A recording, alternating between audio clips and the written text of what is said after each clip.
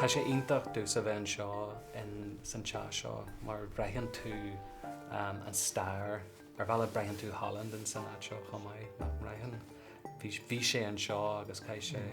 Ó cháin sé sa teach seo agus fiúháin nuair bhí sé cúpla bliain níag sin. Is a reis a tháinig sé nuair bhí sé in bhacha ar feich tamlaí. An first love a bhí ige ná bheith ship's captain déad far agus nuair nar airg leis sinna dhéanamh bhí sé ag féchant i timp agus ar sesin. Bhís cadí dhéananig mé le chuid eile de héal. Agus bhí an bhesaige na Bráithr ar sesin siúr cáróig mé lá agus déananig mé mo díal bheith mo bhráthir tagisc agus is mar sin a tháinig sé isteach. Sa bhliain 1868 seo héon cur síos atá ar stanótaí a formé sa roiil. Brother Philip Holland should be admonished on the inefficiency of his school and the very reduced attendance of children compared with his condition under his care in former years, the cause appearing to be his occupying his mind with things quite foreign to his obligations, such as inventions and improvements in mechanical arts, etc. So, chuir sé déis ar stoch bheith drilláil páistí óga i litrú agus léthóireacht agus mar sin ach bhreá leis bheith caint ar an ólaíocht agus ar bhí sé go thúnta an gceol chuir sé cór ar bod gacháit na raibhse.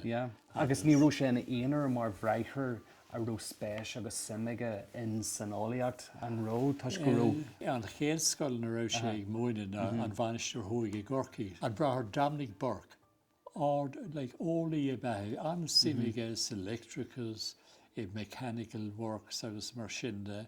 Chuaigh sé I bhain go mór ar John Holland nuair chuaigh sé go Corcaigh agus chabhraigh sé leis dul I man studéir agus ólas a chur ar na rudaí úntacha discoveries nua a bhí an tam sin I saoil na hólaíochta agus deirtar gur sin I Gorcaigh a rinne Dominic Burke cóip as aimid den fómhrád bád fóhín a bhí in Inton a dhéanamh ag John Philip Holland.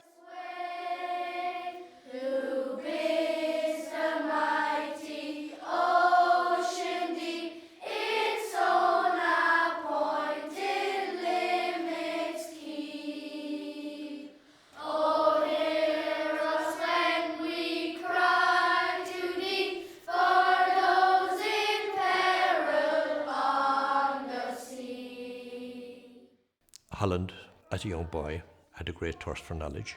In school, certainly in Ennistimon, he would have benefited from the wide-ranging curriculum that was being given by the Christian Brothers in mensuration, in algebra, in trigonometry, also in astronomy, in navigation.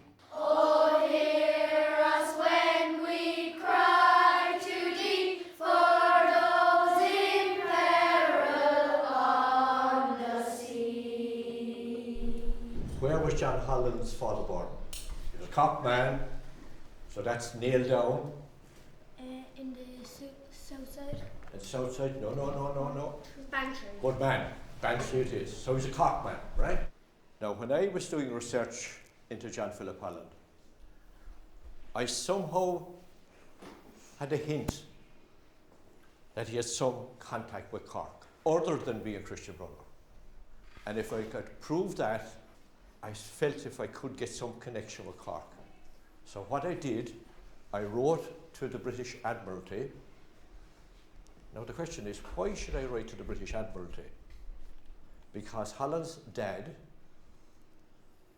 worked with the British Coast Guard Service. He envisaged a life on the sea, a maritime career, but unfortunately, as a result of an illness suffered earlier in life, he had a problem with his eyesight. Because of his nearsightedness, he would have certainly been unable to read maritime charts, directions from the compass, and also would have been unable to use a sextant. This is my project on John Philip Holland, and there's facts and a picture of an old model.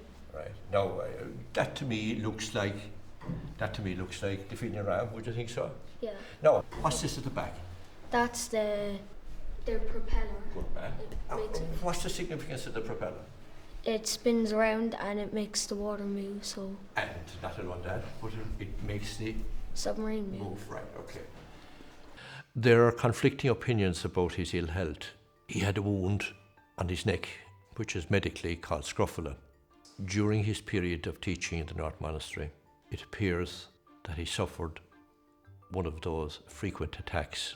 During recuperation, he read a report of the famous Battle of the Ironclads that took place during the American Civil War, the battle between the Merrimac and the Monitor, both of which used reinforced iron on the sides and on their flanks.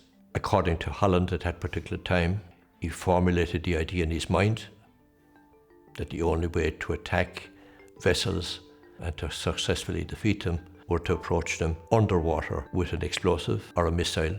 It is believed that he drew his first plans and specifications for the submarine while in the North Monastery in Cork. It is believed that he arrived in Boston in November 1873. He fell and broke his leg, and during his convalescence it appears that he asked one of the family to go through his belongings, most specifically a certain envelope going back to his years in the North Monastery, where he had first laid down his plans and specifications for the first submarine.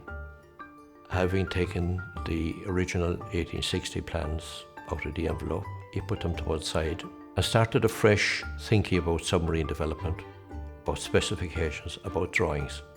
And after draft 2 of the plans had been finalised, he compared draft 1 with draft 2, and he found that they were exactly the same, which simply meant that his ideas and his vision of submarine development hadn't changed from the previous 15 years.